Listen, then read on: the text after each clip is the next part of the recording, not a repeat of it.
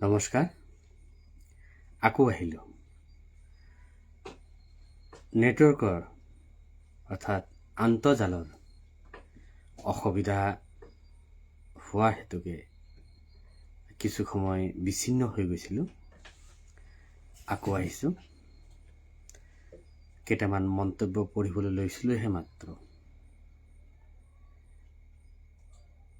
সংযোগ বিচ্ছিন্ন হৈ যোৱাৰ কাৰণে আধাতেই সামৰিবলগীয়া হৈছিল।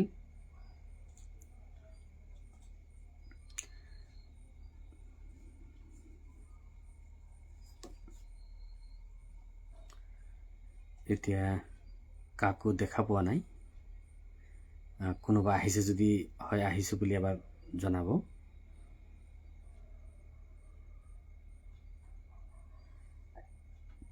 আজি হয়তো চাৰিওফালে একেই সমস্যা। কোনোমতে আকৌ ঘূৰি আহিছে। মাজে সময়ে ক'লা এটা ঘূৰণীয়া বৃত্ত এটা আগফালে ওলাই যায়। ট্ৰাইং টু ৰিকানেক্ট আৰু বৃত্তটো এনেকৈ ঘূৰি থাকে আৰু তাৰপিছত বিচ্ছিন্ন হৈ যায়। সি যি কি নহওক, আগৰ কেইটামান মন্তব্য মই পঢ়িব নোৱাৰিলোঁ আৰু এই লাইভত সেইকেইটা মন্তব্য এতিয়া আকৌ পঢ়া সম্ভৱ নহয়। যিসকলৰ মন্তব্য মই পঢ়িব নোৱাৰিলোঁ তেখেতসকলৰ শ্ৰীচৰণত ক্ষমাভিক্ষা মাগিছোঁ। মই নিশ্চয় এই অনুষ্ঠান শেষ হোৱাৰ পাছত আপোনালোকৰ বহুমূলীয়া মন্তব্য পাঠটো কৰা সম্ভৱ নহয়। মই নিশ্চয় পঢ়ি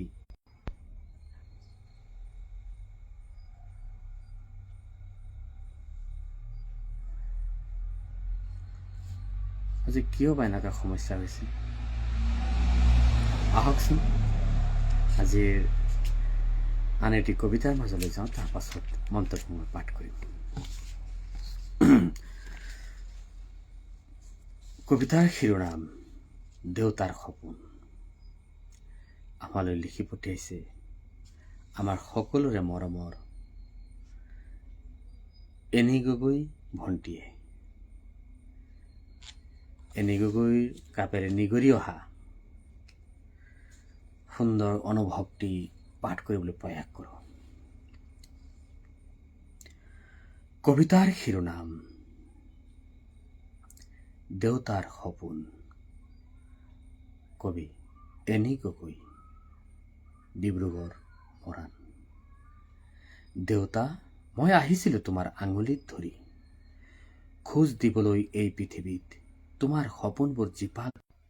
মোৰ আধৰুৱা অস্তিত্বক বুকুত সাৱটি অন্ধকাৰৰ কোঠাত মৌন হৈ বহি থাকিবা। মইচোন তোমাৰ এই তেজৰ টোপাল আছিলোঁ, তোমাৰ এই নিশ্বাসৰ এটি মিঠা সুৰ। কিন্তু মোৰ ভাগ্যত লিখা নাছিল তোমাক দেউতা বুলি মতাৰ সেই সুখৰ ক্ষণ। নাকান্দিবা দেউতা, তোমাৰ চকুলো দেখিলে মোৰচোন যোৱাৰ বাটটো ধুঁৱলি কুঁৱলী হয়। মই জানো তুমি মোক খুব মৰম কৰিছিলা আৰু আজিও তোমাৰ প্ৰতিটো উশাহতেই মোৰেই নাম ৰয়। মই যিয়েই নাছিলো কিয়, তোমাৰ বুকুৰ মাজত মই সদায় জীয়াই থাকিম। এদিন আকাশৰ আটাইতকৈ উজ্জ্বল তৰাটি হৈ তোমাৰ ফালে চাই থাকিম, মিচিকিয়াকৈ হাঁহিম। সুকবি এনি গগৈ ভণ্টীৰ দেউতাৰ সপোন শীৰ্ষক কবিতাটি খুবেই ভাৱগধুৰ। বিশ্লেষণলৈ মই নাযাওঁ। খুব এটি সুন্দৰ অনুভৱ আজি পাঠ কৰাৰ সুযোগ দিয়াৰ কাৰণে ভণ্টিলৈ আন্তৰিক ধন্যবাদ জ্ঞাপন কৰিছোঁ।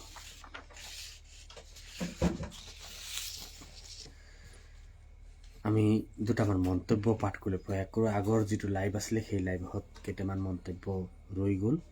পুনৰ তেখেতসকলৰ চৰণত মই ক্ষমা খুজিছোঁ।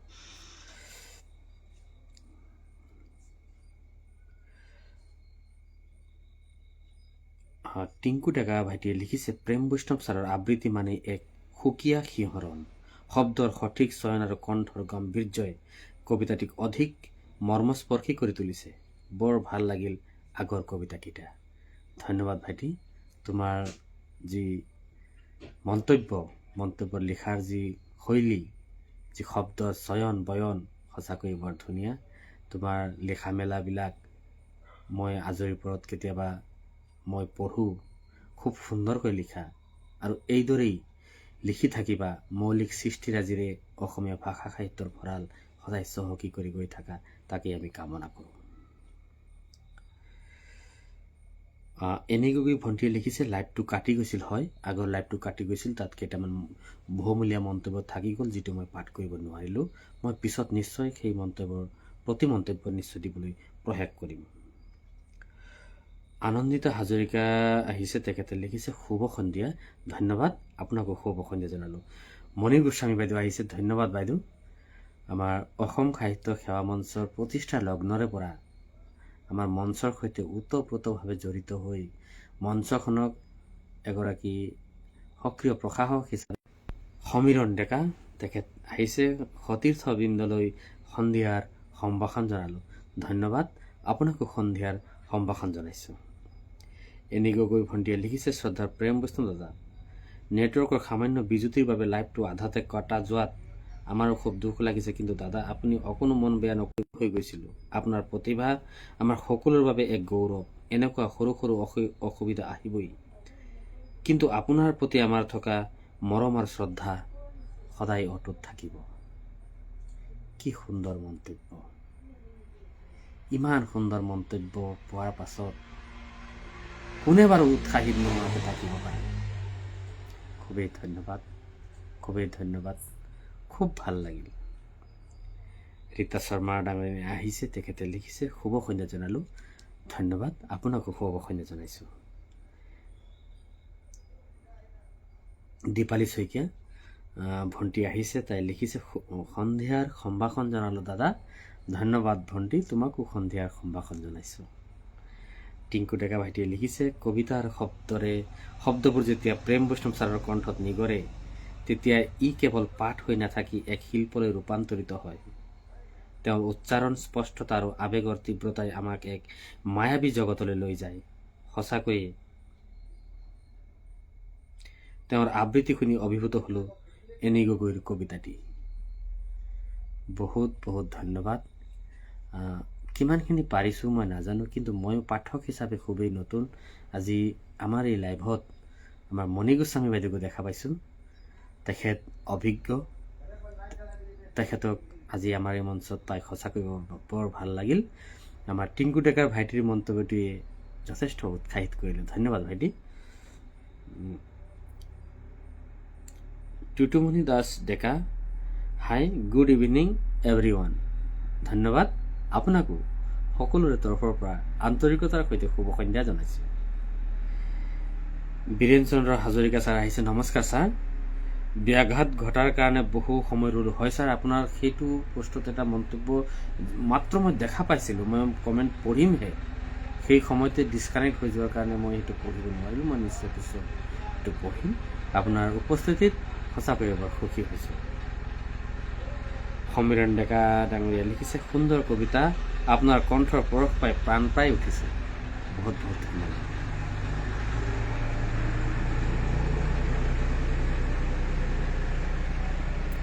এনি গগৈ ভণ্টিয়ে লিখিছে, মোৰ অতি নগণ্য আৰু সৰু অনুভৱেৰে লিখা দেউতাৰ সপোন কবিতাটি আপুনি ইমান বেছি সুন্দৰকৈ আবৃত্তি কৰিলে যে মোৰ চকুজুৰিত আৱেগত সেমেকি উঠিল।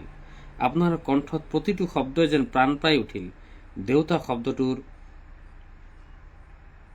যি গাম্ভীৰ্য আৰু এটা সপোনৰ যি গভীৰতা, আপুনি আপোনাৰ কণ্ঠেৰে তাক নিখুঁতকৈ ফুটাই তুলিলে।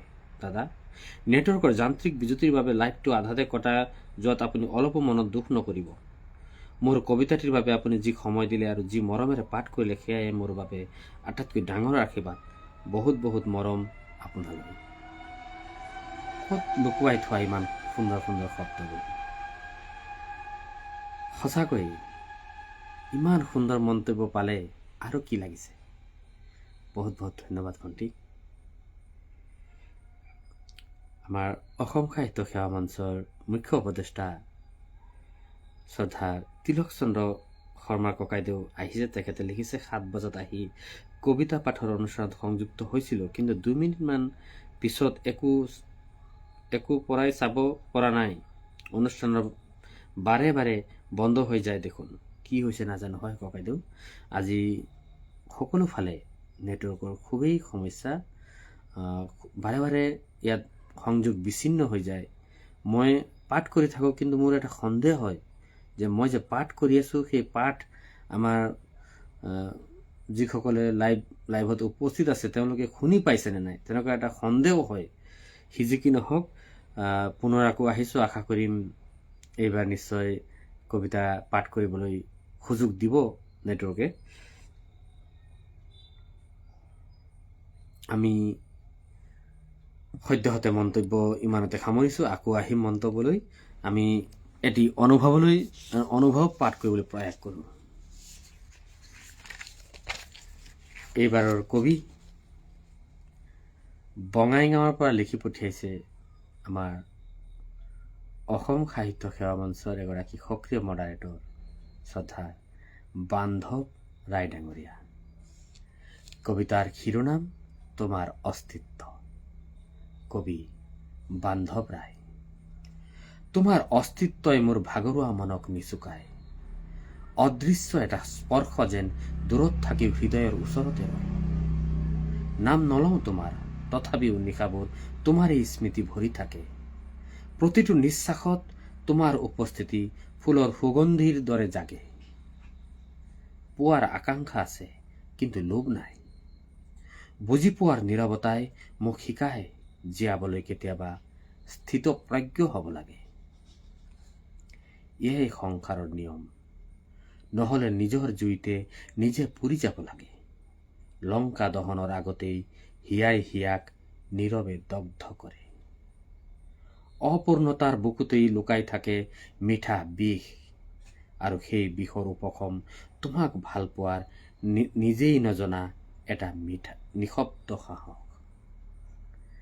আমাৰ সুকবি শ্ৰদ্ধেয় বান্ধৱ ৰায় ককাইদেউৰ প্ৰতিটো অনুভৱেই খুব সুন্দৰ।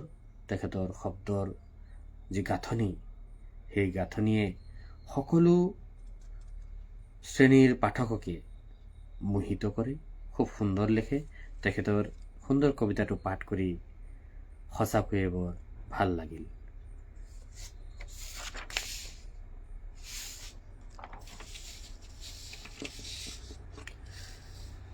এতিয়া আন এটি কবিতালৈ আহিছোঁ। কবিতাৰ শিৰোনাম মা।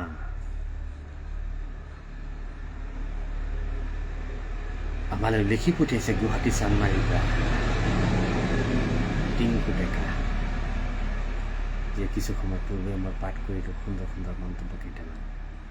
সেই মন্তব্যৰ স্ৰষ্টা টিংকু ডেকা। পাঠ কৰিব লৈছোঁ। কবিতাৰ শিৰোনাম মা। কবি টিংকু ডেকা। মা, এবাৰ চকু মেলি চাবলৈ দিয়া মা। তোমাৰ গৰ্ভৰ সেই উমাল আন্ধাৰত মই তোমাৰ হৃদস্পন্দন গণি আছো। তুমি উশাহ ললে মোৰ বুকুখন কঁপি উঠে। তুমি দুখ পালে মোৰো চাগে চকুলো ওলায়। মাথো সেই চকুলো তুমি দেখা নোপোৱা। মই শুনিছো তুমি মোক হেনো জগতখন চাব নিদিয়া। মোৰ কোমল হাতখনেৰে তোমাৰ আঙুলিটো ধৰাৰ আগতেই মোক হেনো চিৰদিনৰ বাবে খুৱাই দিবা। আই কি দুখ কৰিলো মই দেখোন এতিয়াও জনাই নাই আকাশৰ নীলাবোৰ কেনেকুৱা, নিয়ৰৰ টোপালবোৰ কেনেকৈ সৰে। মই মাথো জানো তোমাৰ কলিজাৰ শব্দ, আৰু তুমি মোৰ বুলি থকা এক অজান বিশ্বাস। মা মোক মাৰি পেলালে তোমাৰ বুকুখন নাফালিব জানো? মই যে তোমাৰেই এটা অংশ, তোমাৰেই তেজৰ টোপাল। এবাৰ মাথো পৃথিৱীৰ পোহৰ চাবলৈ দিয়া। এবাৰ মাথো তোমাক মা বুলি মাতিবলৈ দিয়া, মোক অন্ধকাৰত হেৰাই যাবলৈ নিদিবা মা, মোক জীয়াই থাকিবলৈ দিয়া মা, মোক জীয়াই থাকিবলৈ দিয়া। কবিতাটি বিশ্লেষণ কৰাৰ প্ৰয়োজন নাই। ইমান এটি ভাৱগধুৰ কবিতা, এটি ভ্ৰূণক কেন্দ্ৰ কৰি মাতৃগৰ্ভৰ ভিতৰত থকা ভ্ৰূণৰ কথাখিনি অনুভৱেৰে ইমান সুন্দৰকৈ উপস্থাপন কৰি আমাক উপহাৰ দিয়াৰ কাৰণে মৰমৰ টিংকু ডেকা ভাইটিলৈ বহুত বহুত ধন্যবাদ জ্ঞাপন কৰিছোঁ। আশা কৰোঁ এই যি ভ্ৰূণ হত্যাৰ যি পাপ, এনেধৰণৰ সাহিত্য চৰ্চাৰ দ্বাৰা, এনেধৰণৰ কবিতাৰ দ্বাৰা সেইসকল মানুহৰ কিছু হ'লেও সুমতি উদয় হ'ব বুলি আশা ৰাখিছোঁ। মন্তব্য বিশ্লেষণ মই নকৰোঁ, সময় খুব কম। যি কি নহওক, ইমান এটি সুন্দৰ ভাৱগধুৰ এটি কবিতা পাঠ কৰি মই নষ্টালজিক হৈ পৰিলোঁ।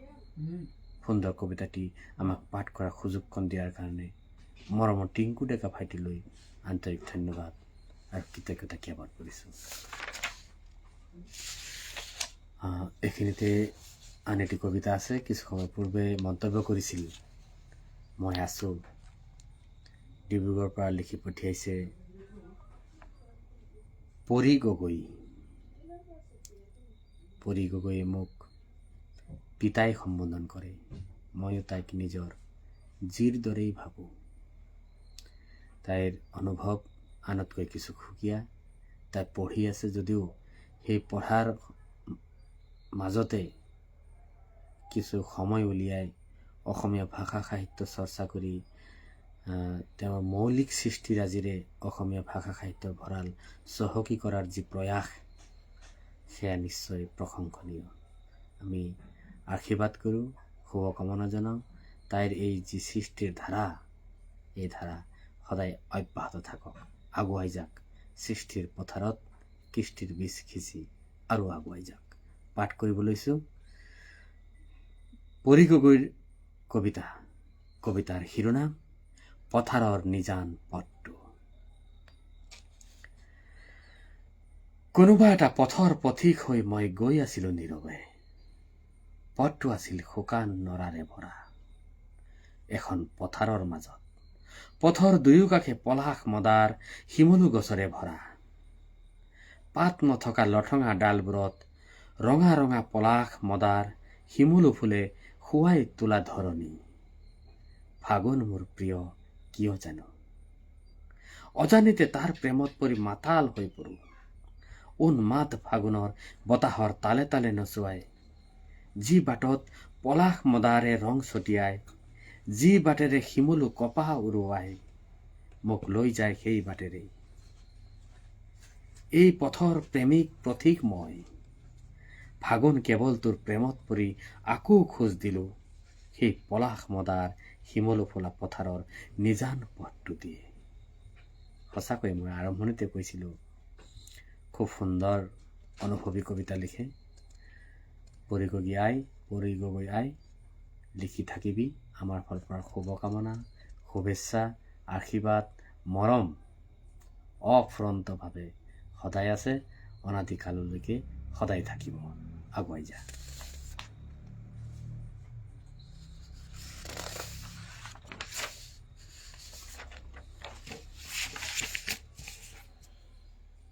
দুটামান মন্তব্য পাঠ কৰি লওঁ, তাৰপিছত আৰু কোন কোন আছে যিসকলৰ কবিতা দিছিল অথচ মই পাঠ কৰা নাই, যদি লাইভত উপস্থিত আছে অনুগ্ৰহ কৰি আছোঁ বুলি অন্ততঃ লিখক, যাতে মই কবিতাটো পাঠ কৰিব পাৰোঁ। আৰু যিসকলৰ এতিয়াও কবিতা কেইবাটাও আছে, কিন্তু যদি তেখেতসকল নাই, মই সেই কবিতাবিলাক পাঠ নকৰোঁ। হয়তো অহা সপ্তাহত যদি তেখেতসকল থাকে, নিশ্চয় তেখেতসকলৰ কবিতা মই পাঠ কৰিম। মই কবিতাবিলাক এনেকৈ ধুনীয়াকৈ এনেকৈ প্ৰিণ্ট কৰি লওঁ, গতিকে হেৰাই যোৱাৰ কোনো চান্স নাথাকে। মই এনেকৈ প্ৰিণ্ট কৰি লওঁ, মই থৈ দিওঁ। মোৰ এটা ফাইল বনোৱা আছে, প্ৰতি সপ্তাহৰ কবিতা এটা এটা ফাইল মই বনাই গৈ আছোঁ। যিসকলৰ কবিতা আজি পৰ্যন্ত মই পাঠ কৰিছোঁ প্ৰতিজনেৰে কবিতা মই এনেকৈ সংৰক্ষণ কৰি গৈছোঁ। যি কি নহওক, যদি আপোনালোক আছে অন্তত আছোঁ বুলি ক'ব, নহ'লে হয়তো আপোনাৰ কবিতাটো আপুনি লাইভত আছে কিন্তু মনে মনে আছে, হয়তো আপোনাৰ কবিতাটো পাঠ কৰা নহ'বও পাৰে। গতিকে আহকচোন আজিৰ দুটামান মন্তব্য পাঠ কৰিবলৈ প্ৰয়াস কৰোঁ।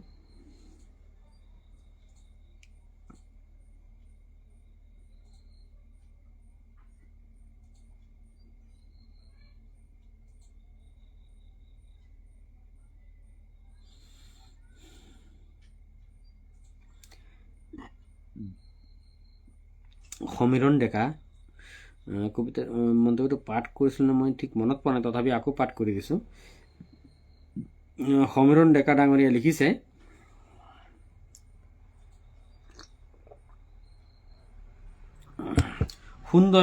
সুন্দৰ কবিতা, আপোনাৰ কণ্ঠৰ পৰশ পাই প্ৰাণ পাই উঠিছে, এইটো মই পাঠ কৰিছিলোঁ। হয়,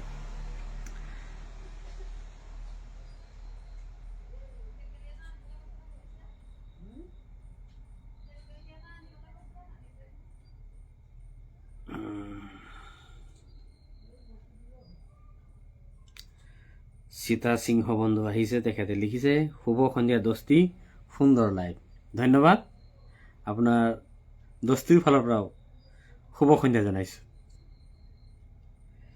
ছায়াবালা বৰ্মন বাইদেউ আহিছে, তেখেতে লিখিছে শুভ সন্ধিয়া জনালোঁ মহাশয়। ধন্যবাদ বাইদেউ।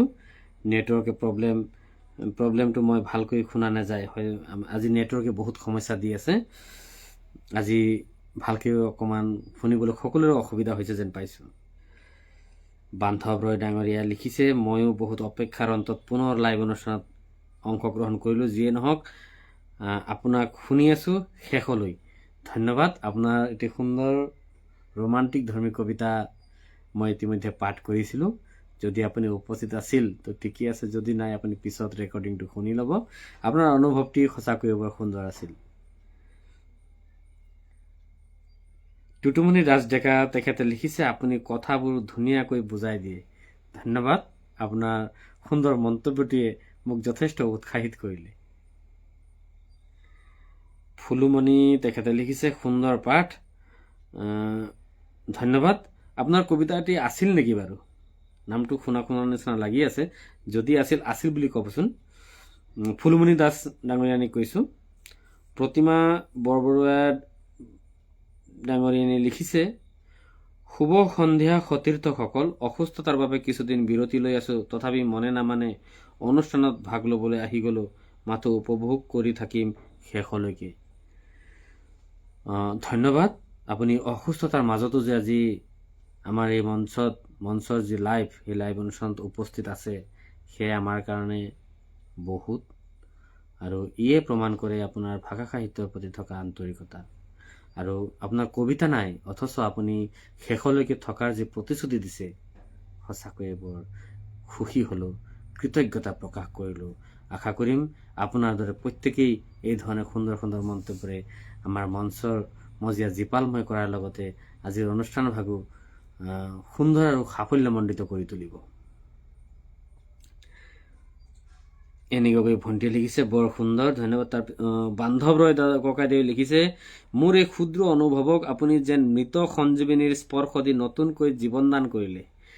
নিস্তব্ধ শব্দবোৰে আপোনাৰ স্পৰ্শত পুনৰ স্পন্দিত হ'ল। সেই ঋণত মই আপোনাৰ ওচৰত চিৰদিন কৃতজ্ঞ হৈ ৰ'ম। কি যে কয়। ধন্যবাদ ককাইদেউ, আপুনি ইমান সুন্দৰ মন্তব্য আগবঢ়াইছে। আপোনাৰ অনুভৱটো সঁচাকৈয়ে বৰ সুন্দৰ আছিল। আপোনাৰ সুন্দৰ অনুভৱটি পাঠ কৰি সঁচাকৈ ময়ো বৰ সুখী হৈছোঁ। আপোনাৰ মন্তব্যটোৰ কাৰণে আন্তৰিক ধন্যবাদ আৰু কৃতজ্ঞতা জ্ঞাপন কৰিছোঁ। টুটুমণি দাস ডেকা ডাঙৰীয়াই লিখিছে, ধুনীয়া লাগিল। ধন্যবাদ, আপোনাৰ সুন্দৰ মন্তব্যটি মোৰ কাৰণে মৃত সঞ্জীৱনী স্বৰূপ।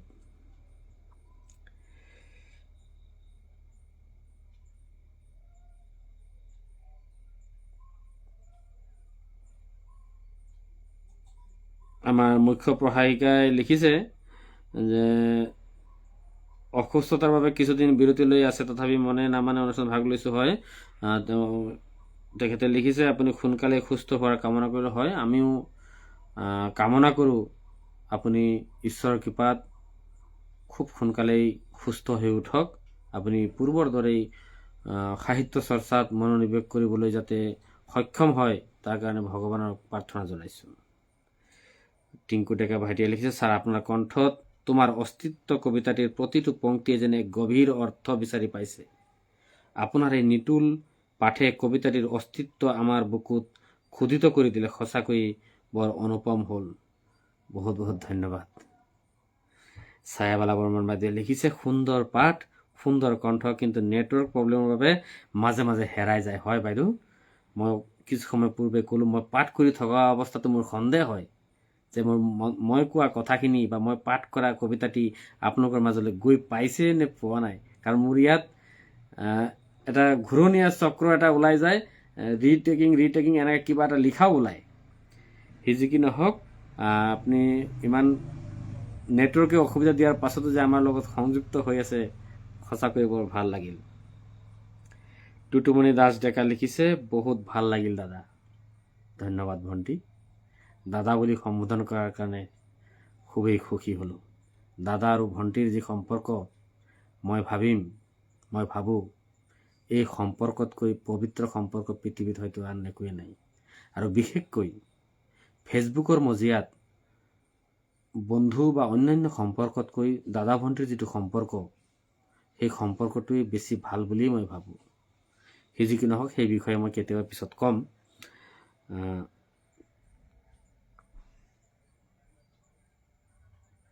ৰূপালী চতিয়া ভণ্টি আহিছে, লিখিছে, শুভ সন্ধ্যা জনালোঁ দাদা। ধন্যবাদ ভণ্টি। এনেই গগৈ আকৌ লিখিছে, দাদা আপোনাৰ কণ্ঠত আমাৰ মৰমৰ টিংকু ডেকাৰ মা শীৰ্ষক কবিতাটি শুনি বুকুখন সঁচাকৈ বিষাই উঠিল। আপুনি ইমান গভীৰ আৱেগেৰে আৰু যন্ত্ৰণাৰে কবিতাটি আবৃত্তি কৰিলে যে মোৰ চকুৰ কোণ সেমেকি আহিল। মা শব্দটোৰ যি অবুজ বেদনা আৰু হেৰুৱাৰ যি হাহাকাৰ, আপোনাৰ কণ্ঠত সেই সকলোবোৰ যেন জীৱন্ত হৈ উঠিল। মই মুহূৰ্তৰ বাবে আৱেগিক হৈ পৰিছিলোঁ। এজন সফল আবৃত্তিকাৰৰ সাৰ্থকতা ইয়াতেই যে তেওঁ শব্দবোৰক হৃদয়ৰ নিভৃত কোণলৈ লৈ যাব পাৰে। দাদা, আপুনি সঁচাকৈ এজন যাদুকৰ। আপুনি যিখিনি আমাক উপহাৰ দিলে সেইখিনি আমাৰ হৃদয় চুই গৈছে। আপোনাৰ প্ৰতি মোৰ অশেষ শ্ৰদ্ধা আৰু মৰম সদায় থাকিব। আচলতে ইমান সুন্দৰকৈ মন্তব্য লিখাৰ পাছত কি বুলি যে মই প্ৰশংসা কৰিম, কি বুলি যে মই ধন্যবাদ জনাম, সেই শব্দবোৰ দেখোন বিচাৰিবলৈ মোৰ অসুবিধা হৈ যায়। সি যি কি নহওক, খুব ভাল লাগিল তোমাৰ মন্তব্যটি। আচলতে টিংকু ডেকা ভাইটিৰ যিটো মা শীৰ্ষক কবিতাটি সঁচাকৈয়ে এটি খুব সুন্দৰ কবিতা, এটি বাস্তৱধৰ্মী কবিতা, যিয়ে আমাৰ মানৱতাক ভুল উন্ধিত কৰা এটি বাৰ্তা তাত আছে। সেই বাৰ্তাটিয়ে মই কৈছিলোঁ যে এই বাৰ্তাটোৱে হয়তো বা এনেধৰণৰ সাহিত্য চৰ্চাই হয়তো আমাৰ যি ভ্ৰূণ হত্যাৰ যি অপৰাধ, সেই অপৰাধৰ পৰা কিছু হ'লেও সহায়ক হ'ব, সেই ভ্ৰূণ হত্যাৰ কিছু হ'লেও কম হ'ব এনেধৰণৰ সাহিত্য চৰ্চা যদি অব্যাহত থাকে। সেই কথাখিনি মই আগতেও কৈছিলোঁ। খুব সুন্দৰ এটি কবিতা আমাৰ টিংকু ভাইটিয়ে আমাক উপহাৰ দিছিল। আমাৰ মুখ্য উপদেষ্টা শ্ৰদ্ধা তিলক চন্দ্ৰ শৰ্মা ককাইদেৱে লিখিছে, আজি মোৰ মনটো বহুত দুখিত। মোৰ অতি অন্তৰংগ ভাতৃপ্ৰতিম সহকৰ্মী এজনৰ সহধৰ্মিণীগৰাকীৰ আকস্মিক বিয়োগে মৰ্মাহত কৰিলে। আজিৰ দিনটো তেখেতৰ গুৱাহাটীৰ ঘৰতে শোকসন্তপ্ত পৰিয়ালৰ লগতে দিন কটাই সন্ধিয়া সময়ত ঘৰ সোমাইছোহি। আজি বিশেষ মন্তব্য আগবঢ়োৱাৰ পৰা বিৰত থাকিলেও অনুষ্ঠানৰ শেষলৈকে উপস্থিত আছোঁ। সঁচাকৈ এটি দুখজনক খবৰ আপুনি দিলে। মৃত্যু অৱধাৰিত, তথাপিতো এই মৃত্যু, আমি প্ৰিয়জনৰ মৃত্যু, আত্মীয়সকলৰ মৃত্যু আমি কেতিয়াও সহজভাৱে মানি ল'ব নোৱাৰোঁ। তেখেতৰ মৃত্যুৰ বতৰাত আমিও মৰ্মাহত হৈছোঁ। তেখেতৰ লগতে তেখেতৰ আত্মাৰ সদগতি কামনা কৰি, তেখেতৰ লগতে পৰিয়ালবৰ্গৰ, আত্মীয় স্বজনৰ, শোকসন্তপ্ত পৰিয়ালবৰ্গলৈ গভীৰ সমবেদনা জ্ঞাপন কৰিছোঁ। ভগৱানে তেখেতসকলক এই দুখ বা এই মানসিক যন্ত্ৰণা সহ্য কৰিবৰ কাৰণে শক্তি প্ৰদান কৰক। তেখেতৰ আত্মা য'তেই আছে শান্তিৰে থাকক, বৈকুণ্ঠত স্থান পাওক। আমি অসম সাহিত্য সেৱা মঞ্চৰ পৰা তাকেই কামনা কৰিছোঁ। এনে এক বেদনাসিক্ত সময়তো যে আপুনি আমাৰ মাজত জড়িত হৈছে, এয়াই আমাৰ কাৰণে বহুত। আপুনি আমাৰ অভিভাৱক স্বৰূপ। আপুনি মন্তব্য নকৰিলেও আপুনি আমাৰ লগত থাকিলে আমি বহুত সাহস পাওঁ। টিংকু ডেকা ভাইটি আকৌ লিখিছে, প্ৰেম বৈষ্ণৱ ছাৰ, আপোনাৰ কণ্ঠত মোৰ মা কবিতাটি শুনি আজি বুকুখন হাত পৰি গ'ল। আপোনাৰ সেই গম্ভীৰ আৰু আৱেগখনা উচ্চাৰণে মোৰ মাৰ মমতা আৰু ত্যাগক যেন আমাৰ চকুৰ আগত জীৱন্ত কৰি তুলিলে। কবিতাটিৰ প্ৰতিটো শব্দ আপোনাৰ কণ্ঠত এক সুকীয়া মহিমাৰে জিলিকি উঠিছে। এনে এক অনন্য আৰু হৃদয়স্পৰ্শী আবৃত্তি আমাক উপহাৰ দিয়াৰ কাৰণে আপোনালৈ অশেষ কৃতজ্ঞতা জ্ঞাপন কৰিছোঁ। ধন্যবাদ। আচলতে কিমানখিনি সুন্দৰ হৈছে মই নাজানো, কিন্তু কবিতাটো কিন্তু মোৰ আবৃত্তিতকৈ বহুগুণে উচ্চ খাপৰ আছিল বুলি মই ভাবোঁ। সুন্দৰ মন্তব্যৰে প্ৰশংসা কৰাৰ কাৰণে সুখী হৈছোঁ। ধন্যবাদ। অঞ্জুমণি কলিতা বন্ধু আহিছে, তেখেতে লিখিছে, পৰিলৈ অশেষ শুভকামনা জনাইছোঁ, আগুৱাই গৈ থাকা। হয় বন্ধু, আমাৰ ফালৰ পৰা সেই একেই শুভকামনা জনাইছোঁ। এনে গগৈ ভণ্টি আকৌ লিখিছে, সঁচাকৈ পৰিৰ লিখনি সদায় সুকীয়া, তাই গল্পবোৰ পঢ়িছোঁ। হয়, পৰি গগৈৰ লেখা মই প্ৰায় পঢ়োঁ, খুব সুন্দৰ লিখে তাই। অঞ্জুমণি কলিতা ডাঙৰীয়ানী লিখিছে, মোৰ কবিতা নাই বন্ধু, চাই আছো আৰু শুনি আছো। হয়, আপোনাৰ কবিতা সম্ভৱতঃ মোৰ চকুত পৰা নাই। আপোনাৰ কবিতা নাই, অথচ আপুনি মোৰ লগত বা আমাৰ এই লাইভ অনুষ্ঠানৰ লগত সংযুক্ত হৈ আছে। এয়া আমাৰ কাৰণে বহুত। আশা কৰিম শেষলৈকে উপস্থিত থাকিব আৰু অহা সপ্তাহত আপোনাৰ এটি কবিতা আগতীয়াকৈ দি থব। আৰু কিবা কাৰণত যদি কমেণ্ট বক্স অফ হৈ যায়, আপুনি মোক অথবা আব্দুল কাদের মিয়া অথবা পূজাৰ হোৱাটছআপত আপুনি দি থব। আপোনাৰ কবিতাটি নিশ্চয় পাঠ কৰিবলৈ প্ৰয়াস কৰিম। এনেকৈ ভণ্টি আকৌ লিখিছে, বন্ধুসকল, আমাৰ দাদাৰ কবিতা পাঠ এবাৰ চকু মুদি শুনি চাবচোন, সঁচাকৈ এক স্বৰ্গীয় অনুভূতি হয়। দাদাৰ শব্দৰ উচ্চাৰণ আৰু আৱেগ ইমান মৰম লগা যে যিকোনো ব্যক্তি কবিতাৰ প্ৰেমত পৰিবলৈ বাধ্য। ধন্যবাদ দাদা, ইমান সুন্দৰকৈ কবিতাৰ আমেজ দিয়াৰ বাবে। কি কম, ভাষা বিচাৰি পোৱা নাই। বহুত বহুত ধন্যবাদ জ্ঞাপন কৰিছোঁ। মই পাঠক হিচাপে আচলতে খুবেই নতুন। আজি পাঠ কৰিলে হয়তো মোৰ এইটো সপ্তমবাৰ অহা হ'ব এইটো লাইভ অনুষ্ঠান। ইয়াৰ পূৰ্বে মই লাইভ অনুষ্ঠান কৰা নাছিলোঁ। আৰু আজি হয়তো সকলোৱে গম পাইছে যে নেটৱৰ্কৰ কিছু অসুবিধা আমাৰ ইয়াত আছে, সেইকাৰণে লাইভ অহাৰ সাহস কৰাই নাছিলোঁ। কিন্তু যোৱা কিছুদিন ধৰি নেটৱৰ্কটো অলপ ভাল হ'ল। আজি আকৌ অকণমান ডিষ্টাৰ্ব দিছে। অৱশ্যে ডিষ্টাৰ্ব অকল আমাৰ ইয়াত দিয়া নাই, আজি গোটেই টেলিকম বিভাগৰ গোটেই অসমতে সেই একেখিনি আমনি দি আছে। সিজিকি নহওক, সুন্দৰ মন্তব্যটিৰে উৎসাহিত কৰাৰ কাৰণে খুবেই সুখী হৈছোঁ ভণ্টি। বান্ধৱ ৰয় ডাঙৰীয়া আকৌ লিখিছে, আছো দেই ডাঙৰীয়া, লাইভ অনুষ্ঠান অন্তিমখনলৈ বহুত বহুত ধন্যবাদ ককাইদেউ। টুটুমণি দাস ডেকাই লিখিছে, পৰিলৈ বহুত ধন্যবাদ জ্ঞাপন কৰিলোঁ, আগুৱাই যোৱা শুভকামনা জনালোঁ। ধন্যবাদ ভণ্টি। ফেমচং লিয়াং শেখৰ তেখেত আহিছে, শুভ সন্ধিয়া মহাশয়, ধন্যবাদ, বহুত দিনৰ পাছত আপোনাক দেখা পাইছোঁ। আপোনাকো শুভ সন্ধিয়া জনাইছোঁ।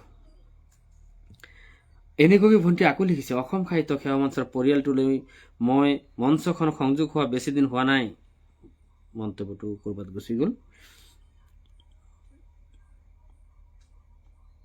বেছি দিন হোৱা নাই যদি ইয়াৰ প্ৰতিগৰাকী কবি সাহিত্যকৰ লিখনিবোৰ মোৰ মনত এক বিশেষ ঠাই কৰি পেলাইছে। আপোনালোকৰ সুন্দৰ সৃষ্টিবোৰ পঢ়ি মই ইমান বেছি অনুপ্ৰাণিত হওঁ যে মোৰ নিজৰ সৰু সৰু অনুভৱবোৰ ইয়াত শব্দৰ ৰূপত সজাবলৈ সাহস পাওঁ। ইয়াৰ বাবে মই সঁচাকৈ সুখী। কেতিয়াবা মনত কিবা এটা দুখ লাগি থাকিলেও আপোনালোকৰ কবিতা আৰু সাহিত্যৰ মাজত মই এক অদ্ভুত শান্তি বিচাৰি পাওঁ। পঢ়ি ভাল পোৱা মোৰ এই নিচা আৰু লিখাৰ এই হেঁপাহক আপোনালোকৰ সান্নিধ্যই আৰু অধিক সতেজ কৰি তুলিছে। মই আশা ৰাখিছোঁ আগলৈও এইদৰে আপোনালোকৰ মৰম আৰু অনুপ্ৰেৰণাৰ মাজত থাকি সাহিত্যৰ এই সুবাস লৈ আগুৱাই যাব পাৰিম। সকলোকে আন্তৰিক শ্ৰদ্ধা আৰু মৰম জনালো। সাহিত্যৰ জয় হওক। কি সুন্দৰ কথা কৈছে। বহুত বহুত ধন্যবাদ ভণ্টি। আমাৰ শুভকামনা শুভেচ্ছা সদায় আছে, অপৰন্তভাৱে সদায় থাকিব। তুমি আগুৱাই যোৱা। ৰুণু হাজৰিকা শইকীয়া একালৰ মোৰ সহকৰ্মী আছিল। তেখেত শংকৰদেৱ শিশু নিকেতন বৰগাঙৰ আচাৰ্য আছিলে, উপ প্ৰধান আচাৰ্য আছিলে। আৰু তেখেতে সুন্দৰ গান গায়, ভাল কবিতা লিখে, ভাল বক্তৃতা ৰখাৰো এক তেখেতৰ অভিজ্ঞতা আছে। আজি তেখেতক আমাৰ এই অনুষ্ঠানত পাই সঁচাকৈ বৰ ভাল লাগিল। তেখেতে লিখিছে, ময়ো শুনি আছো, অলপ নষ্টালজিক হৈ পৰিছো, মনটো বহুত দিনৰ আগলৈ উভতি গ'ল। বহুত বহুত ধন্যবাদ বাইদেউ। আপোনাৰ উপস্থিতিয়ে আজিৰ এই অনুষ্ঠানৰ গাম্ভীৰ্য দুগুণে বৃদ্ধি কৰিছে। আশা কৰিম শেষলৈকে উপস্থিত থাকি আমাক সকলোকে উৎসাহিত কৰিব। চিত্ৰকুমাৰ হাজৰিকা পিতাই লিখিছে, নেট প্ৰব্লেম হয় পিতাই, আজি নেটৱৰ্কে বহুত অসুবিধা দি আছে। পিতাই আকৌ লিখিছে, মাজতে গ'লোগৈ আৰু নাই বুলি। হয়, বহুত সময় নাছিলে, তাৰপিছত আকৌ সংযোগ হৈছো। টুটুমণি দাস ডেকা ভণ্টিয়ে লিখিছে, আজি মই আপোনাৰ লাইভত নতুনকৈ আহিছো, বহুত ভাল লাগিল দাদা। ধন্যবাদ ভণ্টি। লাইভ যোগে আজি তোমাৰ মন্তব্যটো পঢ়িবলৈ পাই মোৰো বৰ ভাল লাগিল। আশা কৰোঁ প্ৰত্যেক শনিবাৰে আমাৰ এই অনুষ্ঠানত আহিবা আৰু আমাৰ মঞ্চত, অসম সাহিত্য সেৱা মঞ্চত সময় সুবিধা বা তোমাৰ আজৰি সময়ত তোমাৰ মৌলিক সৃষ্টিৰাজিৰে আমাৰ মঞ্চৰ বাকৰি জীপালময় কৰি ৰাখিবা। মামনি তালুকদাৰ বাইদেৱে লিখিছে, প্ৰতিটো কবিতা বৰ সুন্দৰ, আপোনাৰ শব্দৰ প্ৰকাশ ভংগীয়ে কবিতাবোৰক অধিক অৰ্থবহ কৰি তুলিছে। মন্তব্য কৰিবলৈ ল'লেই কাটি যায়, গতিকে অসুবিধা হৈ আছে। হয়, মন্তব্য কৰিব ধৰিলেই কাটি যায়। সিজিকি নহওক, আপুনি আৰম্ভণিৰ পৰাই আছে আৰু উপভোগ কৰি আছে। খুবেই ভাল লাগিল। আপোনাৰ সুন্দৰ মন্তব্যটোৰ কাৰণে আন্তৰিক ধন্যবাদ জ্ঞাপন কৰিছোঁ। মন্তব্য আৰু আহি আছে। সতীৰ্থ তিলক শৰ্মাদেৱৰ আত্মীয়ৰ বিয়োগ ঘটিছে বুলি জানি বেয়া লাগিল। হয় পিতাই, আমি মঞ্চৰ তৰফৰ পৰা সমবেদনা জ্ঞাপন কৰিছোঁ। অঞ্জুমণি কলিতা বন্ধুৱে লিখিছে, নিশ্চয় থাকিম, অশেষ ধন্যবাদ জনালো বন্ধু। হয়, নিশ্চয়। ৰাজবংশী ভটিমা বাইদেউ আহিছে, তেখেতে লিখিছে, শুভ সন্ধ্যা জনালো ছাৰ, বহু পলমকৈ উপস্থিত হলো, শেষলৈকে থাকি আপোনাৰ সুমধুৰ কণ্ঠত কবিতা পাঠ শুনিম বুলি আশাৰে বাট চাই ৰলো। হয়, আপোনাৰ ইমান ব্যস্ততাৰ মাজতো যে আপুনি আহিছে আমাৰ কাৰণে সেয়াই বহুত, আৰু আপুনি শেষলৈকে থকাৰ কথা কৈছে, শুনি খুবেই ভাল লাগিল। ধন্যবাদ। ফুলুমণি পত্ৰিকাত আছো দাদা, মোৰ এটি কবিতা আছে, নিশ্চয় মই নিশ্চয় পাঠ কৰিম। সমীৰণ ডেকাই লিখিছে, সম্ভৱ কবিতাৰ দৰেই লিখিছে, মন্তব্যত লিখিলে অকণমান অসুবিধা হয়, তথাপি মই পঢ়িবলৈ চেষ্টা কৰিছোঁ। সমীৰণ ডেকা, কেতিয়াবা কোলাহল, কেতিয়াবা নিস্তব্ধ, এই বৰষুণবোৰ তোমাৰ দৰেই, বৰষুণ দিলে বসন্ত, ৰৈ গ'লে তেওঁলোক থিতাপি লয়, কেতিয়াবা কোনো কাৰণ নোহোৱাকৈ আহে, কেতিয়াবা দিন ৰাতি ঢাকি ৰাখে, কেতিয়াবা উল্লাসিত হয়, কেতিয়াবা হেৰাই যায়, এই বৰষুণবোৰ তোমাৰ দৰেই, কোনোবা এটা স্মৃতিত, কোনোবা ৰাতিপুৱা থোৱা ছাইৰ দৰে, কেতিয়াবা এনেকুৱা হৈছিল যে জ্বলি থকা জীৱন চাকি নুমাই দিছিল, কেতিয়াবা নিজেই জ্বলি উঠিছিল, কেতিয়াবা টোপালবোৰত বিষাদও থাকে, এই বৰষুণবোৰ তোমাৰ দৰেই। খুব এটি সুন্দৰ কাব্যিক সৃষ্টি তেখেতৰ, ধন্যবাদ জ্ঞাপন কৰিছোঁ। কবিতাই হৃদয় চুই যায়, কবিতাৰ পাঠে কবিতাৰ সজীৱতা আনে। পিতাইৰ অনুভৱী মন্তব্যত সুখী হৈছোঁ। ধন্যবাদ পিতাই। টিংকু ডেকাই লিখিছে, ছাৰ আপোনাৰ কণ্ঠত কবিতা শুনাটো আমাৰ বাবে এক আশীৰ্বাদৰ দৰে, আপুনি নিৰস শব্দকো সুমধুৰ কৰি তুলিব পাৰে। বহুত বহুত ধন্যবাদ। মই চেষ্টা অব্যাহত ৰাখিছোঁ। মই পাঠক হিচাপে তেনেই নতুন। এনি গগৈ ভণ্টি আকৌ লিখিছে, আপুনি কোৱাৰ দৰে সপ্তমবাৰ হয়তো শুনা নাই, কিন্তু বহু বেছিবাৰ আপোনাৰ আবৃত্তি মই শুনিছোঁ যেন লাগিছে, আৰু আচৰিত কথা হ'ল যিমানবাৰেই শুনো প্ৰতিবাৰেই এক নতুন আৰু সুকীয়া আমেজ বিচাৰি পাওঁ। আপোনাৰ কণ্ঠৰ সেই মাদকতাই মোক আকৃষ্ট কৰে যে মই নিজকে ৰখাব নোৱাৰি কিবা নহয় কিবা এটা মন্তব্য লিখিবলৈ বাধ্য হওঁ। আপোনাৰ সৃষ্টিৰ ওপৰত মন্তব্য লিখি মই সঁচাকৈ বৰ ভাল পাওঁ আৰু এক অনন্য তৃপ্তি লাভ কৰোঁ। দাদা, আপুনি আমাৰ সাহিত্য জগতৰ এজন উজ্জ্বল নক্ষত্ৰ। আপোনাৰ এই কাব্যিক যাত্ৰা সদায় অটুট থাকক, তাকেই কামনা কৰিছোঁ। আচলতে অলপ বেছি ক'লা নেকি, উজ্জ্বল নক্ষত্ৰ নহয়। যি কি নহওক, তোমাৰ সুন্দৰ মন্তব্যটি পাই সঁচাকৈ বৰ ভাল লাগিল আৰু পাঠৰ যিটো প্ৰশংসা কৰিছা খুবেই ভাল লাগিল। মন্তব্য পাঠ কৰাটো এটি কলা। পিতাই লিখিছে মন্তব্য পাঠ কৰাটো এটি কলা। ধন্যবাদ পিতাই। টুটুমণি দাস ডেকা ভণ্টিয়ে লিখিছে কবিতা আবৃত্তি কৰিব নাজানো, শুনি ভাল লাগে। হয়, নজনা বুলি একো নাই, চেষ্টা কৰিলে হৈ যায়। ময়ো নতুনকৈ শিকি আছো, মোৰো বহুত ভুল ত্ৰুটি হয়। চেষ্টা কৰিলে নিশ্চয় হৈ যাব, চেষ্টা কৰিবা নিশ্চয় হৈ যাব।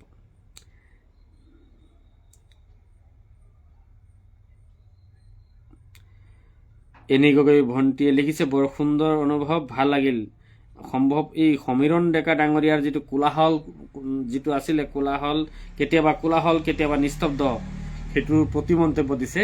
হয়, খুব সোনকালে লিখিছিল যদিও অনুভৱটি খুবেই সুন্দৰ আছিল।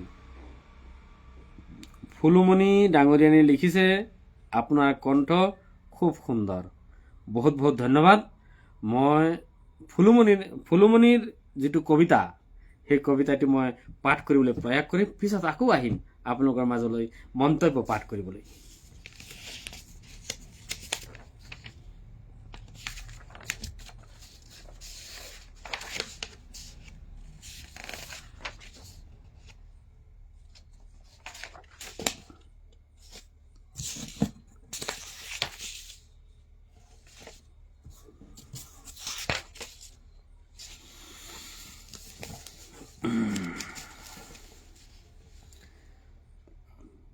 কবিতাৰ শিৰোনাম অতৃপ্ত। আমালৈ লিখি পঠিয়াইছে ফুলমণি দাস, গুৱাহাটীৰ পৰা। কবিতাৰ শিৰোনাম অতৃপ্ত। কবি ফুলমণি দাস। সুখবোৰ খন্তেকীয়া হৈ আহে দেখোন, বাৰে বাৰে আহে যদিও পূৰ্ণ নহয় মোৰ আধৰুৱা সপোন। ডাৱৰৰ কলা ৰংবোৰৰ দৰে নিমিষতে খহি পৰে বুকুৰ পৰা। বুকুৰ ধমনীত ৰিণি ৰিণি বাজি থকা সুৰবোৰ তুমি চাগে নুশুনা। তুমি চাগে নেদেখা মোৰ আলফুল হৃদয়ৰ কোমলতা। নুবুজা চাগে মোৰ হৃদয়ৰ অনুভূতি, যাক প্ৰেম বুলি পূজা দিয়া হয় হৃদয়ৰ থাপনাত। খুব এটি সুন্দৰ কবিতা আমাৰ ফুলমণি দাস ভণ্টিয়ে আমালৈ লিখি পঠিয়াইছে। অতৃপ্ত, সুখবোৰ খন্তেকীয়া হৈ আহে দেখোন। হয়, আমাৰ সুখৰ সময়বোৰ যিমান দীঘলীয়া হ'লেও সেয়া সদায় খন্তেকীয়া যেনেই অনুভৱ হয়।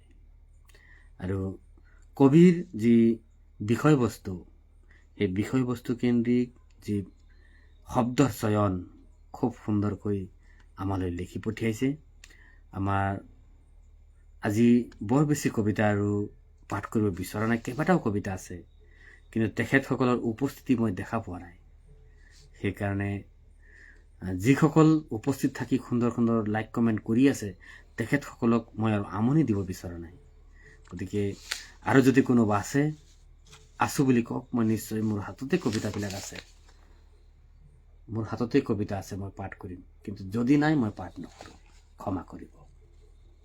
আহকচোন আৰু দুটিমান মন্তব্যৰ দিশে আগবাঢ়ি যাওঁ।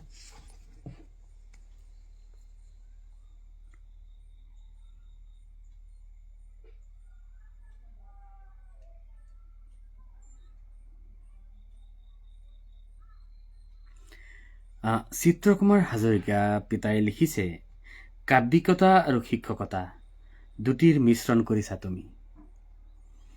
ধন্যবাদ পিতাই। আপোনাৰ এই বলিষ্ঠ মন্তব্যটি পাই সঁচাকৈয়ে বৰ ভাল লাগিল।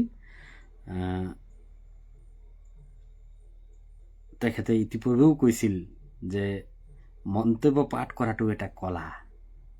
নাজানো মই কিমানখিনি পাৰিছোঁ, চেষ্টা মই অব্যাহত ৰাখিছোঁ। আপোনালোকে আশীৰ্বাদ কৰি যাব, মই চেষ্টা কৰি যাম। অতৃপ্ত কবি ফুলমণি দাসৰ সুন্দৰ গভীৰ কবিতা। অতৃপ্ত হৈ থাকে জীৱনৰ গতি, তাৰ মাজতে জীৱন দুলি থাকে। হয় পিতাই, খুব সুন্দৰ এটি মন্তব্য আপুনি আগবঢ়াইছে। সাধনা ফুকন তেখেতে লিখিছে, অতি সুন্দৰ, ধন্যবাদ। কবিতা মই যিসকল উপস্থিত আছে সকলোৰে কবিতা মই পাঠ কৰিছোঁ, আৰু যিসকলৰ মন্তব্য মই দেখা পাইছোঁ সকলোৰে মন্তব্য মই পাঠ কৰিবলৈ প্ৰয়াস কৰিছোঁ। এইখিনিতে এটা অনুৰোধ কৰোঁ, মই প্ৰতিটো লাইভ অনুষ্ঠানতেই এটা অনুৰোধ কৰোঁ, কিছুমান মন্তব্য ওপৰলৈ উঠি গ'লে সেই মন্তব্যবোৰ দুনাই পাঠ কৰা সম্ভৱ নহয়। বিচাৰি গ'লেও বিচাৰি পোৱা নাযায়। আৰু দীঘলীয়া কবিতা বা দীঘলীয়া হেৰিবিলাক পঢ়িবলৈ যাওঁতেও অকণমান অসুবিধা হয়। মন্তব্য দীঘলীয়া হ'লেও পঢ়িবলৈ অসুবিধা হয়, কিন্তু মই পঢ়ি ভাল পাওঁ। দীঘলীয়া মন্তব্য হ'লেও মই পঢ়ি ভাল পাওঁ। মন্তব্যবোৰ ওপৰত গুচি গ'লে কিন্তু পঢ়িব নোৱাৰি।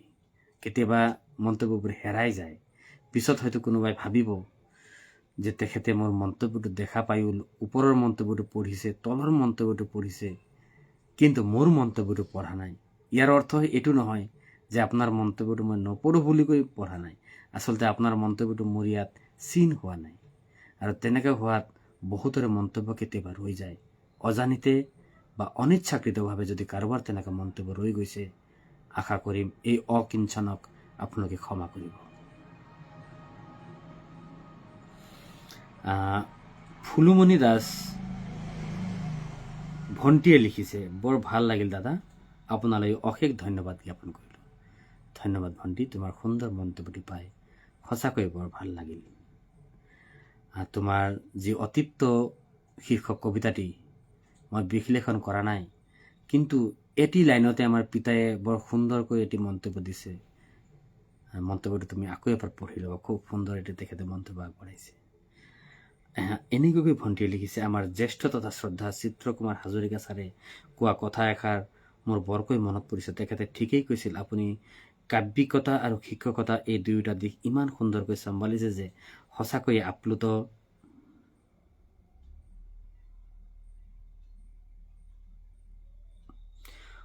আপ্লুত।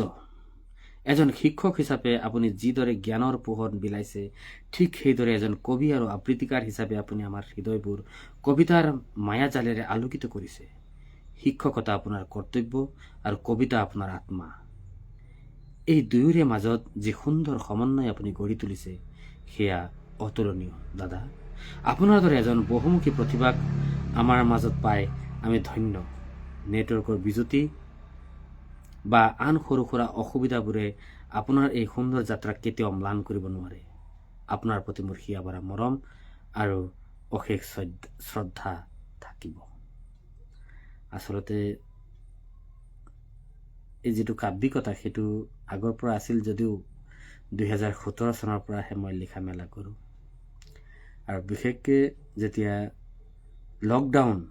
লকডাউন যেতিয়া হ'ল, গোটেই অসমত তলাবন্ধ হ'ল, সেই সময়ত এটা পৰিৱেশ আছিল, ইঘৰে সিঘৰে আমি যাব নোৱাৰোঁ, আমি গৃহবন্দী হৈছিলোঁ। সেই সময়ত হাতত মোবাইলটোৰ বাহিৰে আৰু খাতা কলমৰ বাহিৰে একো নাছিল। আৰু সেই দুবছৰত মই 5খনকৈ কিতাপ লিখি উলিয়াইছিলোঁ। আৰু শিক্ষকতাৰ কথা যিহেতু প্ৰসংগক্ৰমে কৈছোঁ, আমাৰ ৰুণু হাজৰিকা বাইদেউ আছিলে কিছুখন পূৰ্বে। এই শিক্ষকতাৰ বৃত্তি মই যেতিয়া গ্ৰেজুৱেশ্যন কমপ্লিট কৰা নাছিলোঁ, তেতিয়াৰ পৰাই মই বিদ্যাভাৰতীৰ দ্বাৰা পৰিচালিত শংকৰদেৱ শিশু নিকেতনত, তাত শিক্ষক বুলি নকয়, আচাৰ্য বুলি কয়, মই সহকাৰী আচাৰ্য হিচাপে এখন বিদ্যালয়ত 4 বছৰ কাম কৰিছিলোঁ। তাৰ পাছত কিছু বছৰ নহয়, সেই বছৰতে মোক আন এখন বিদ্যালয়লৈ প্ৰধান আচাৰ্য হিচাপে বদলীকৰণ কৰা হৈছিল, য'ত মই ৰুণু শইকীয়া হাজৰিকা বাইদেউক যে পাইছিলোঁ তাতে পাইছিলোঁ। তাত মই প্ৰধান আচাৰ্য আছিলোঁ। প্ৰায় 6-7 বছৰ মই তাত প্ৰধান আচাৰ্য আছিলোঁ। আৰু সেই হিচাপবোৰ কৰি চালে দেখা পোৱা যায় প্ৰায় 2টা দশক ধৰি মই এই শিক্ষাবৃত্তিৰ লগত জড়িত হৈ আছোঁ। যি কি নহওক, সুন্দৰ সুন্দৰ মন্তব্যৰে মোক উৎসাহিত কৰাৰ কাৰণে সঁচাকৈ সকলোৰে আন্তৰিক ধন্যবাদ আৰু কৃতজ্ঞতা জ্ঞাপন কৰিছোঁ। পিতাই লিখিছে, মোৰ আশীৰ্বাদ পূজা আৰু তোমালৈ সদায় থাকিব। ধন্যবাদ পিতাই, আপোনাৰ আশীৰ্বাদ আমাৰ বাবে উপহাৰ স্বৰূপ। আপোনাৰ আশীৰ্বাদ শুভেচ্ছা আমাক সদায় দি থাকিব। বান্ধৱ ৰয় তেখেতে লিখিছে বাট চাওঁ শনিবাৰলৈ, আহিব পুনৰ প্ৰেম বৈষ্ণৱ মধুৰ কণ্ঠ। প্ৰেমৰ বৈষ্ণৱ উচ্ছল শব্দত জাগি উঠিব সকলো হৃদয়। মোহৰ নহয় হ'ব প্ৰেৰণাৰ আৰু জাগৰণ। আবৃত্তিৰ যাত্ৰা আগুৱাই যাব দৃঢ় পদক্ষেপে, অবিৰত আৰু অদম্য। শব্দৰ শিখাই উজ্বলাই তুলিব আমাৰ সপোন আৰু সাহস। জয়তু অসম সাহিত্য সেৱা মঞ্চ। আপোনাৰ চৰণত ধৰি সেৱা জনালোঁ। ইমান সুন্দৰ মন্তব্য, ইমান সুন্দৰ কাব্যিকতা, খুবেই ভাল লাগিল। বিজু বৈদ্য তেখেত আহিছে, আপোনাৰ কণ্ঠত কবিতা শুনি সঁচাকৈ বৰ ভাল লাগিল।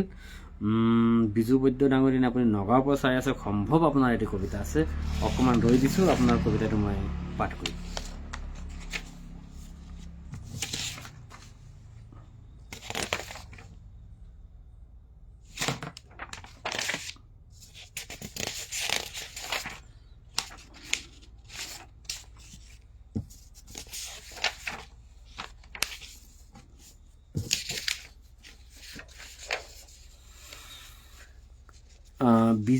বিজু বৈদ্য ডাঙৰীয়ানীয়ে ইতিমধ্যে যিবিলাক কবিতা বা সাহিত্য চৰ্চা কৰি আহিছে, সেই কবিতা বা সাহিত্য চৰ্চাৰ মাদকতাই বৰ সুকীয়া। কিছুদিন পূৰ্বে মই এটি কবিতা পাঠ কৰিছিলোঁ। কবিতাটিৰ নাম আছিল জীৱনটো এটা বৃত্তৰ দৰে। খুব এটি ভাৱগধুৰ কবিতা। আৰু সেই কবিতাৰ পাছত আজি আকৌ আন এটি কবিতা তেখেতৰ পাইছোঁ। এই কবিতাটি মই পঢ়া নাই, এতিয়া ডাইৰেক্ট মই পাঠ কৰিব প্ৰয়াস কৰিম। কবিতাৰ শিৰোনাম নিথৰ শব্দৰ ডায়েৰী। কবি বিজু বৈদ্য। এটি কবিতা লিখো বুলি ডায়েৰীখন উলিয়াই ললো। শব্দবোৰ বিচাৰি আনি হৃদয়তে আলফুলে সাঁচি ৰাখিলো। এটি দুটিকৈ শব্দবোৰ সজাই লওঁতে সময়বোৰ যে বাগৰ সলাইছে। মনৰ ভিতৰত সিঁচৰিত হৈ থকা শব্দবোৰ বীজবোৰ নিথৰ হৈ পৰিছে। হৃদয়ৰ একোণত এটি বিষাক্ত পোকে কামুৰিছে। উকা ডায়েৰীৰ পাতৰ ওপৰত কলমটো থমকি ৰৈছে। প্ৰকাশ কৰিব নোৱাৰা অনুভৱবোৰত বুকুৰ ভিতৰখন গধুৰ হৈ পৰিছে। ধীৰে ধীৰে নীৰৱতাই শব্দৰ ঠাইবোৰ কাঢ়ি লৈছে। তথাপি আশাৰ এটি সৰু কিৰণ জ্বলি উঠিছে। এদিনে নিথৰ শব্দবোৰ গলি উঠিব তোমাৰ নামতেই উকা ডায়েৰীৰ পাতত এটি সুন্দৰ কবিতা হৈ জিলিকি ৰব। কবিতা পাঠৰ আৰম্ভণিতে মই কৈছিলোঁ, শ্ৰদ্ধেয়া বিজু বৈদ্য ডাঙৰীয়ানীৰ যি অনুভৱ, সেই অনুভৱৰ যি মাদকতা, সেয়া সঁচাকৈয়ে সুকীয়া। বিশ্লেষণ কৰিবলৈ মই নাযাওঁ, ইতিমধ্যে বহুত সময় হৈ গৈছে। 2টামান মন্তব্য আছে, মই পাঠ কৰিবলৈ প্ৰয়াস কৰিম।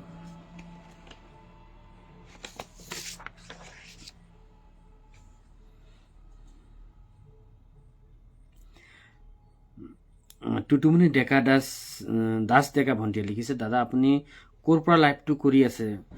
মই ক'ৰ পৰা মানে, মই বিশ্বনাথ জিলাৰ বিহালীত থাকোঁ। মই বিহালীতে মোৰ ঘৰ। বিহালীৰ বেদেতি নামৰ ঠাইত মোৰ ঘৰ। তাৰ পৰা মই লাইভ কৰি আছোঁ।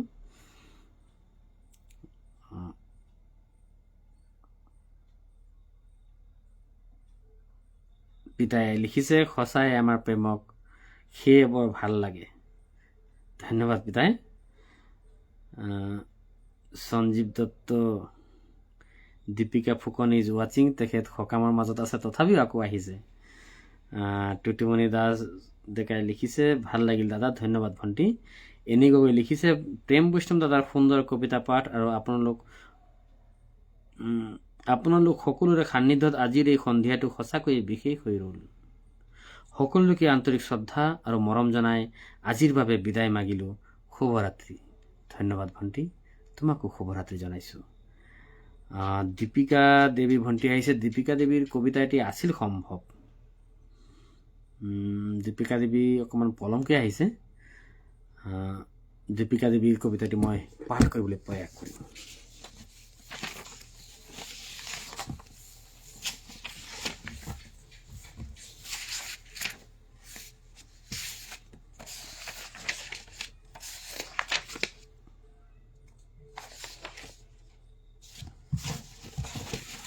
সম্ভৱতঃ এইটোৱেই শেষ কবিতা হ'ব, আৰু 4-5টা কবিতা আছে, কিন্তু সেইসকলক মই দেখা পোৱা নাই। সেইকাৰণে মই সেই কবিতাবোৰ পাঠ কৰিবলৈ চেষ্টা নকৰোঁ। যদি অহা সপ্তাহ তেওঁলোক থাকে, নিশ্চয় সেই কবিতাকেইটা মই পাঠ কৰিম। পাঠ নকৰোঁ বুলি মই নকওঁ। আজিৰ শেষ কবিতা হ'ব এইটো। কবিতাটি লিখি পঠিয়াইছে আমাৰ অসম সাহিত্য সেৱা মঞ্চৰ এগৰাকী উদীয়মান কবি, জনপ্ৰিয় কবি দীপিকা দেৱী। তেখেতৰ ঘৰ নলবাৰী বগৰীহাটী। তেখেতসকলৰ লগত আমাৰ এটি ঘৰুৱা সম্পৰ্ক আছে। মই দীপিকা দেৱীক নিজৰ ভণ্টিৰ দৰে ভাবোঁ, আৰু তাইও মোক দাদা বুলিয়েই ভাবে। এটি ভাতৃত্বৰ এনাজৰীৰে আমি বান্ধ খাই আছোঁ, আৰু সেই সূত্ৰত মই কেৱল ভাল খবৰ দিব বিচাৰিছোঁ। আমাৰ ভণ্টিয়ে এটি গ্ৰন্থ প্ৰকাশ কৰিবলৈ আগবাঢ়িছে, প্ৰায় চূড়ান্ত পৰ্যায় পাইছেগৈ। হয়তো 2-1 দিনৰ ভিতৰতে সেই কিতাপখন প্ৰকাশ হৈ ভণ্টিৰ হাতত পৰিবগৈ। আমাৰ অসম সাহিত্য সেৱা মঞ্চৰ ফালৰ পৰা দীপিকা দেৱীলৈ আগতীয়াকৈ অভিনন্দন জনাইছোঁ। আহকচোন, অনুভৱী কবি দীপিকা দেৱীৰ কাপেৰে নিগৰি অহা সেই কবিতাটি পাঠ কৰিবলৈ প্ৰয়াস কৰোঁ। কবিতাৰ শিৰোনাম উদাসী মন। কবি দীপিকা দেৱী, ৰুমি তাইৰ আন এটা নাম। উদাসী মনে বিচাৰে বাৰে বাৰে তোমাৰ সান্নিধ্য, মোৰ মনৰ ফুলনিত এতিয়া প্ৰেমৰ কবিতা। মৰমৰ দলিচাত, মৰমৰ হেতেলিত তোমাক বহুৱাইছোঁ, মোতকৈতো তুমি বহুত অভিজ্ঞতা পুষ্ট। কেনেকৈ সহি থকা বাৰু প্ৰেমৰ যন্ত্ৰণাবোৰ, কেনেকৈ সহি থকা বাৰু প্ৰেমৰ যন্ত্ৰণাবোৰ, মোকো দিবাচোন শিকাই, আছে যদি কিবা উপায়। এটা সঁচা কথা কওঁনে তোমাক, বেয়া নোপোৱাতো? তোমাৰ চকু জুৰিয়ে পাগল কৰিছে মোক। দুচকুৰ ভাষাত বিচাৰি পাওঁ তোমাৰ বুকুৰ শব্দহীন নদীৰ ধাৰ। বুকুত যে বৈ আছে সঘনাই শাওনৰ উন্মাদনা, তোমাৰ কথাই নমাই আনে বুকুত ৰিমঝিম বৰষুণ। তুমি মোৰ কবিতাৰ শব্দময় প্ৰাণৰ নিতুল। তোমাৰ ভালপোৱাত ফুলিব মোৰ নন্দন কাননৰ সেই চম্পা জ্যোতি ফুল। সজাবা তুমি মোৰ ভালপোৱাবোৰ কবিতাৰ মালা গাঁঠি। দেখিছো সেইদিনা তোমাৰ উশাহত বৈ আছো মই, তোমাৰ এষাৰি মাতত বিচাৰি পাওঁ এটা ভাল লগা প্ৰতিবিম্ব। অনুভৱ কৰোঁ মই তোমাৰ বুকুৰ জুইকুৰা যে জ্বলি জ্বলি এঙাৰ হয়। মোৰ শূন্য পৰাণত বিচাৰো তোমাৰ প্ৰেমৰ আলিংগন। খুব এটি সুন্দৰ কবিতা।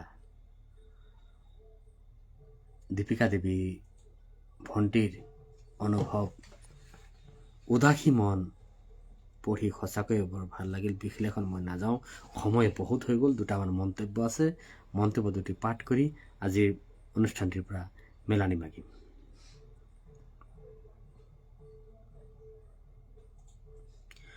সঞ্জীৱ দত্ত তেখেতে লিখিছে, শুভ সন্ধ্যা জনালোঁ। ধন্যবাদ। আপোনাকো শুভখিনি জনাইছোঁ। টুটুমণি দাস ডেকা ভণ্টিয়ে লিখিছে, ভাল লাগিল দাদা। ধন্যবাদ ভণ্টি, আমাৰো বহুত ভাল লাগিল। আশা কৰিম পৰৱৰ্তী আমাৰ যি কাৰ্যসূচী থাকিব, আমাৰ যি অনুষ্ঠান থাকিব, লাইভ অনুষ্ঠান থাকিব, সেই অনুষ্ঠানবোৰতো আজিৰ দৰে সহযোগিতা আগবঢ়াই মঞ্চৰ মজিয়া জীপালময় কৰি ৰাখিবা। এনেকৈ ভণ্টি আকৌ লিখিছে, প্ৰেম বৈষ্ণৱ দাদাৰ সুন্দৰ কবিতা পাঠ আৰু আপোনালোকৰ সকলো, এইটো মই পঢ়িছিলোঁ হয়। দীপিকা ফুকন শুভখিনি জনালোঁ, হয় পঢ়িছিলোঁ। এনেকৈ আন্তৰিকতাৰে ধন্যবাদ জনালোঁ। সমীৰণ ডেকা ডাঙৰীয়াই লিখিছে, আজি তেখেতৰ কবিতা নাছিল, থকা হ'লে মই নিশ্চয় পাঠ কৰিলোহেঁতেন। চিত্ৰকুমাৰ হাজৰিকা পিতাই লিখিছে, এইটো জীৱনৰ গতি, এনেকৈ থাকক শ্ৰদ্ধা মৰম সকলোৰে মাজত।